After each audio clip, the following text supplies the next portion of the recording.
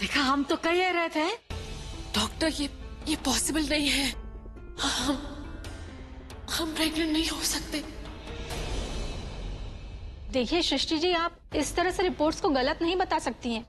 Report सही है, आप प्रेग्नेंट हैं। टाइम टाइम पे अपना चेकअप करवाते रहिए और अपना ध्यान रखिए। मैं चलती हूँ।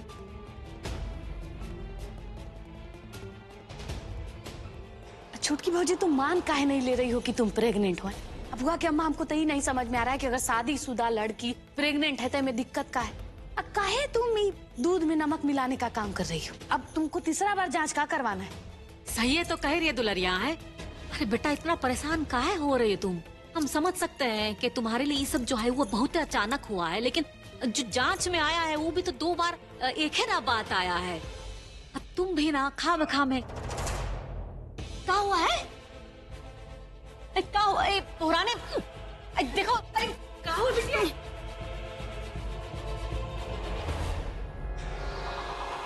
कई लो, इस हाल में ही पीना बहुत अच्छा होता है। ले लो बहुरानी। हाँ बेटिया, थोड़ा सा पी लो ना। प्लान नंबर 2 कामयाब।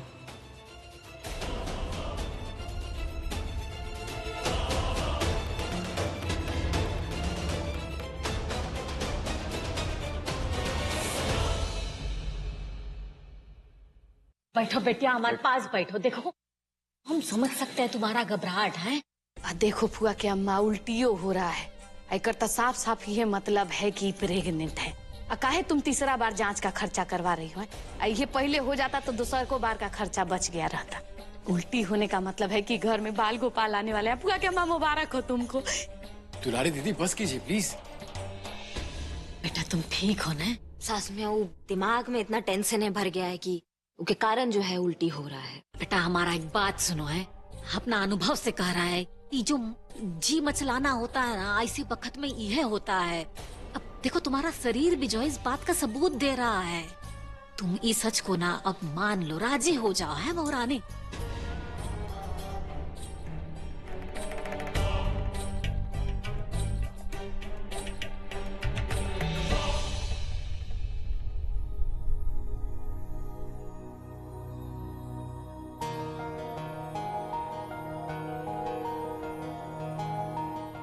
मैडम जी, हम जानते हैं तुम क्या पूछने आए हो, लेकिन इस वक्त हम किसी बात का जवाब नहीं देना चाहते। हम कुछ देर अपने साथ रहना चाहते हैं।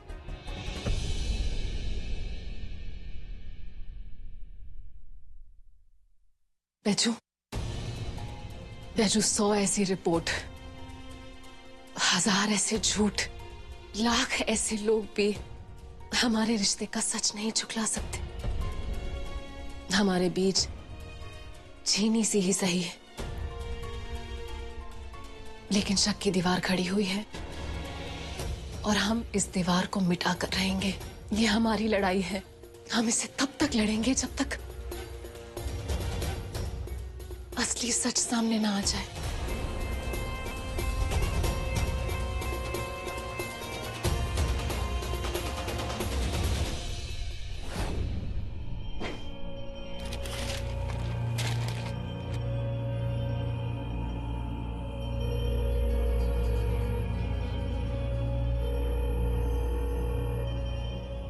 फोन काहे नहीं उठा रही?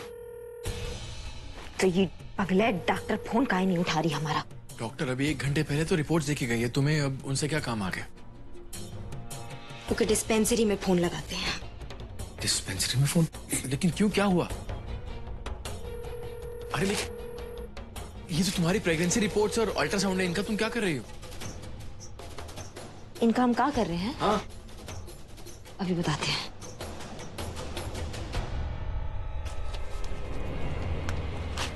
अरे तुम इन्हें फाड़ क्यों रही?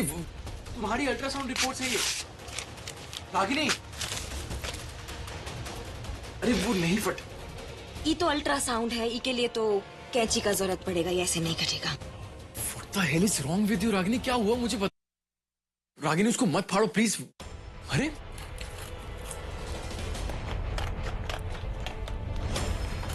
अरे रिपोर्ट्स को फाड़ने की क्या जरूरत है? क्यों फाड़ रही है उनको? हाँ डॉक्टर मोहिनी। नहीं नहीं नहीं नहीं, अब हम आपके पेशेंट नहीं हैं। वो कहा है कि हमको लगा कि हम प्रेग्नेंट हैं, लेकिन जो रिपोर्ट है ना उसमें तो यही लिखा था। अब उससे भी बड़ा प्रॉब्लम ये हो गया है कि आपके जो रिपोर्ट होते हैं ना वो एकदम गलत होते हैं। वो कहा है कि हमारी जो देवरानी है ना वो 2 बार जो है टेस्ट कराई है आपसे, हाँ, और दोनों बार जो है आपका रिपोर्ट एकदम गलत आया है। तो जब हमारी देवरानी का रिपोर्ट गलत आ सकता है तो हमारा भी गलत आ सकता है, इसलिए हम जो ये रिपोर्ट है ना उसको फाड़ फूड़ के कूड़ादान में फेंक रहे हैं। समझ गई आप? अरे आई अंडरस्टैंड, ठीक है सृष्टि की रिपोर्ट्स गलत आ गई होंगी, लेकिन इसका मतलब ये तो नहीं कि तुम अपनी रिपोर्ट्स क्यों फाड़ रही हो। क्यों फाड़ दिया इनको? अरे रागिनी,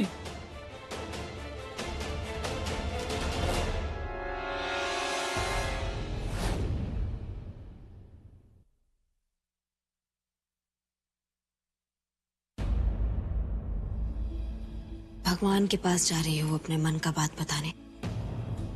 यही सोच रही हो ना कि भगवान ही है जो तुम्हारे मन का बात समझेंगे।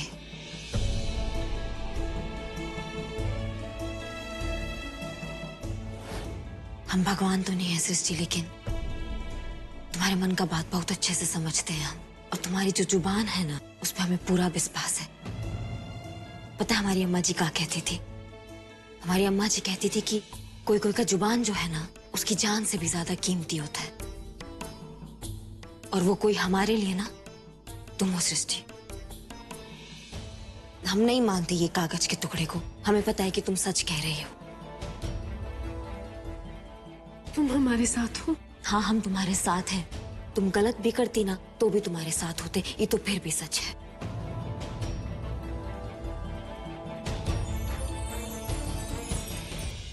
अभी जल बरसा मत करो, नहीं तो फिर हम तुम्हारा साथ नहीं देंगे। और देखो सृष्टि, तुम कमजोर पड़ोगी ना इसका मतलब तुम्हारा हार, इसलिए तुम्हें बिल्कुल कमजोर नहीं पड़ना है, समझी? और हाँ, हम कल ही दूसरे डॉक्टर के पास जाएंगे, हाँ, और तुम्हारा ये जो टेस्ट है ना दोबारा करवाएंगे, और तुम देखना फिर सबके सामने सच आ जाएगा। तुम बिल्कुल टेंशन मत लो। नहीं।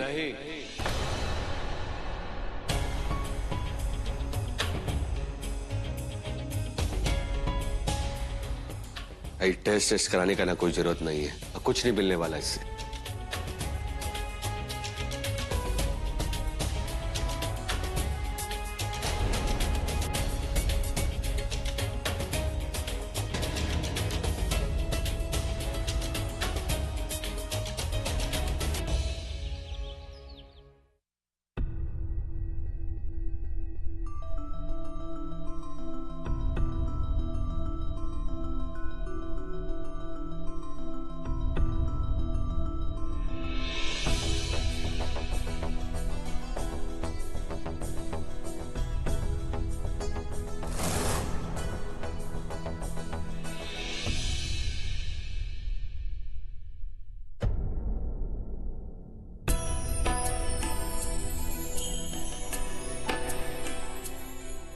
So,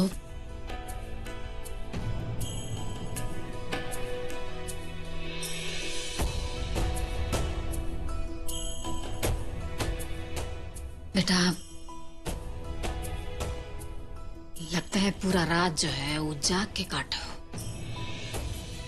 हम तुम्हारा उलझन समझ सकते हैं, लेकिन सच मानो बेटा, ये बच्चा जो है वो तुम्हारा ही है। पर ये बात आप इतने यकीन के साथ कैसे कह सकती हैं?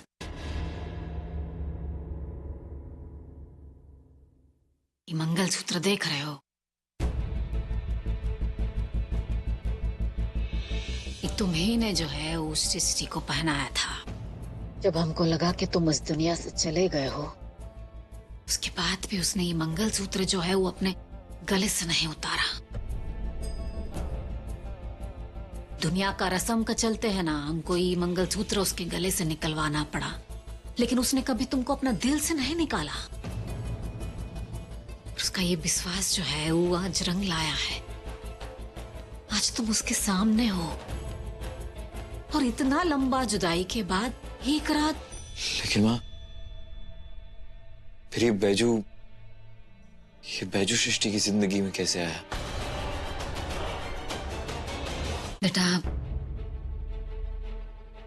बैजू ने ना इस घर के लिए बहुत कुछ किया है और इसी के चलते सृष्टि और बैजू जो है बहुत अच्छे दोस्त बन गए।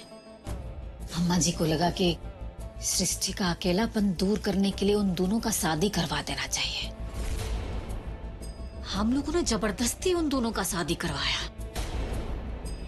लेकिन सृष्टि ने कभी इस रिश्ते को स्वीकारा ही नहीं। उसने हमेशा बैजू को जो है अपना दोस्त ही समझा।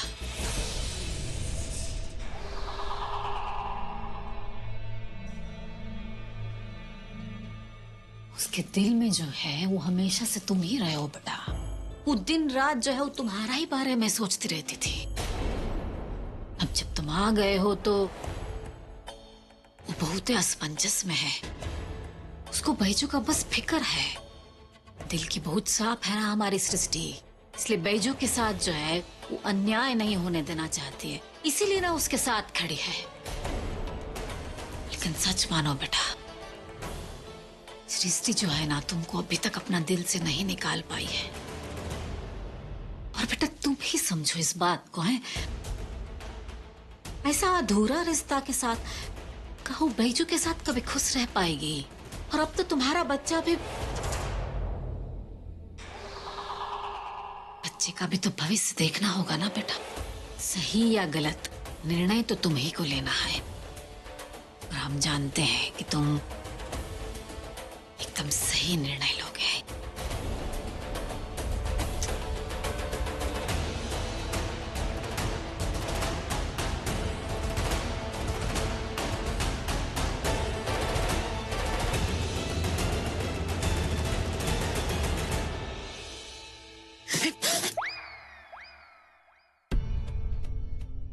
तुम यहाँ क्या कर रही हो? एकदम डरा दिया हमको। हम क्या कर रहे से छोड़ो। अब तुम पर कमाल कदीम हुआ है। वही बीसू बाबू को तो तुम एकदम ही उलझन में डाल दी। ये बकवास बंद करो तुम्हारा। हम बिस्सू को उलझन में नहीं डाले हैं, हम उसको सही राह दिखाए। ठीक है चलो, बीसू बाबू को तुम राह दिखाई, बाकी छोटकी भाऊजी का तुमको लगता है वो तुम्हारा बात मानेगी?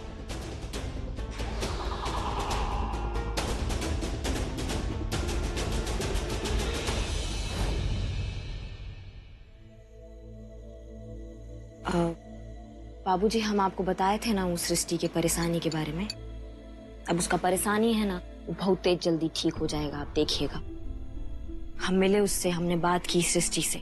इतनी प्यारी लड़की है, पता नहीं काहे सारी परेशानी जो है वो सृष्टि को ही आती है।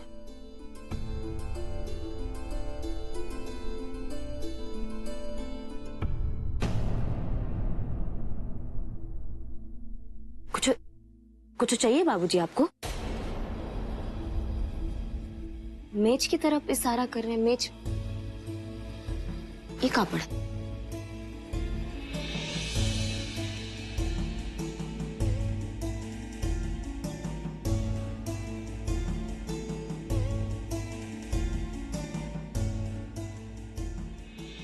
ये कहाँ है बाबूजी?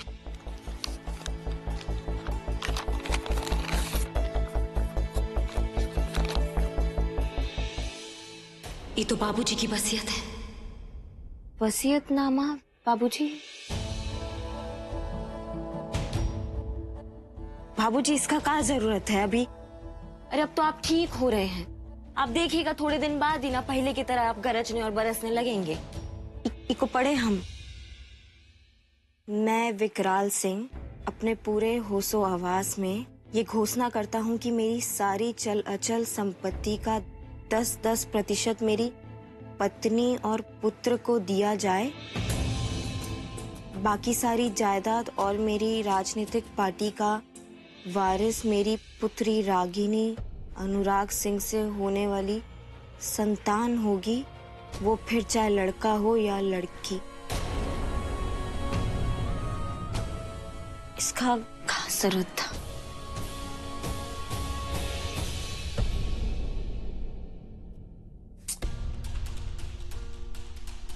कहा मैं रागिनी को उसके बाबूजी के गलत काम और उनकी छाया से दूर रखना चाह रहा था, और कहा खुद उसके बाबूजी हमारे आने वाले बच्चे को अपनी जिंदगी का हिस्सा बनाने की कोशिश कर रहे हैं। नहीं, ये मैं नहीं होने दूंगा। चाहे कुछ भी हो जाए, और इसे मुझे अभी रोकना होगा, लेकिन कैसे? लेकिन बाबूजी, आप ये वसीयत बनवाए कब? चलिए ठीक है, इसे जो है ना हम संभाल के रखते हैं। लेकिन एक बात बताएं, आपके नाती, आपके नातिन को आपके पैसे रुपया, आपके पावर से ज्यादा ना उड़ाना चाहिए। उनको जो घोड़ा बन के जो है अपने कंधे पे उनको सैर करवाए, उनका हाथ पकड़ के जो है उनको स्कूल तक छोड़ कर आए, उनको ढेर सारी कहानियां सुनाए, और उसके लिए जो है आपको सेहतमंद होना बहुत ही जरूरी है। तो आप जो हो ना अपनी इच्छा शक्ति को जो हो ना और दुगना करो, ताकि आपकी जो ड्यूटी है वो आप अच्छे से निभा सके। ठीक है? सूप पी लीजिए।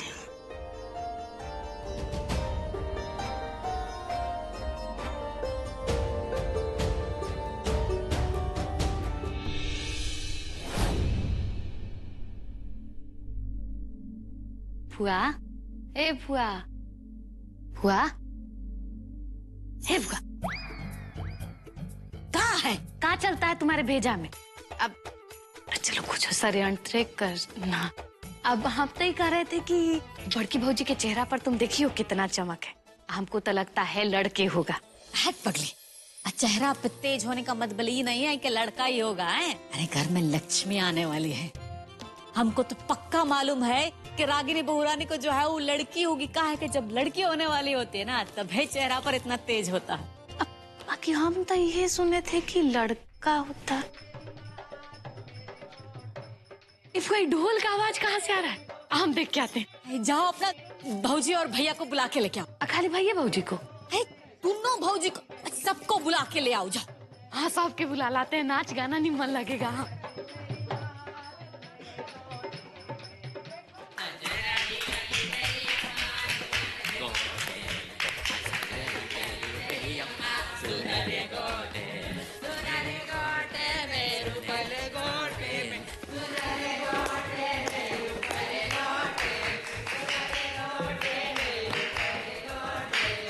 तेरी अम्मा सुनहरी गोटे में। आए हाय रिप्ती बहन, तेरी तो 5 चोली घी में है। सुना है घर में लल्ला आने वाला है। हाँ, अरे हम पूरे गांव की खबर रखते हैं। अरे आपसे कोनो बात कभी छिपा है का है? अब हो रहा नहीं।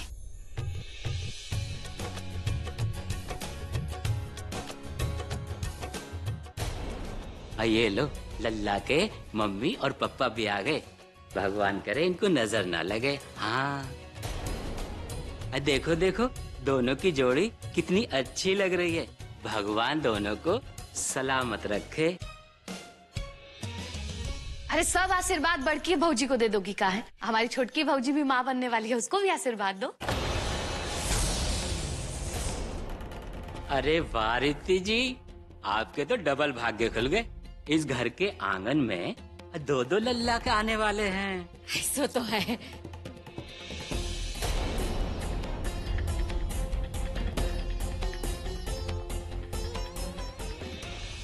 हम तो भगवान से यही प्रार्थना करेंगे कि जच्चा और बच्चा दोनों सलामत रहें। हमारा तो यही आशीर्वाद है।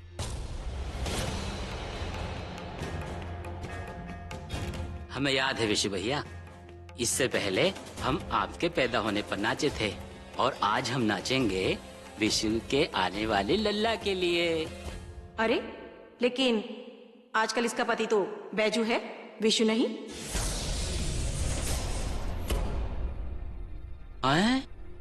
तो फिर पति कौन है इसका?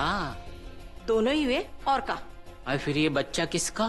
कोनो का होगा, इससे हमको का लेना देना। हमको तो ही पता है कि हम पूरा बनने वाले हैं।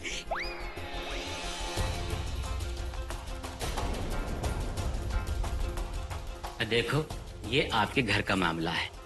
हम तो भगवान से यही प्रार्थना करेंगे कि आने वाला लल्ला और जच्चा दोनों सलामत रहें, बस।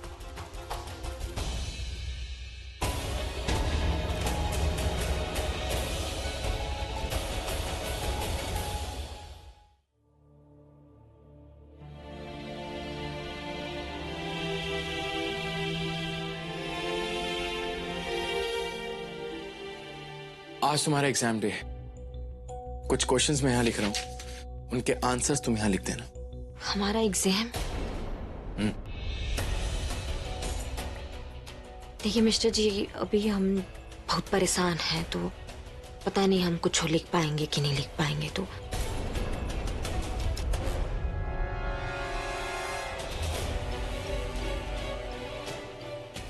अच्छा आप लिखिए, हम करते हैं, हम लिख देंगे, हम भी। लिखिए आप। कोई जरूरत नहीं, फिर कभी दे देना अपना एग्जाम।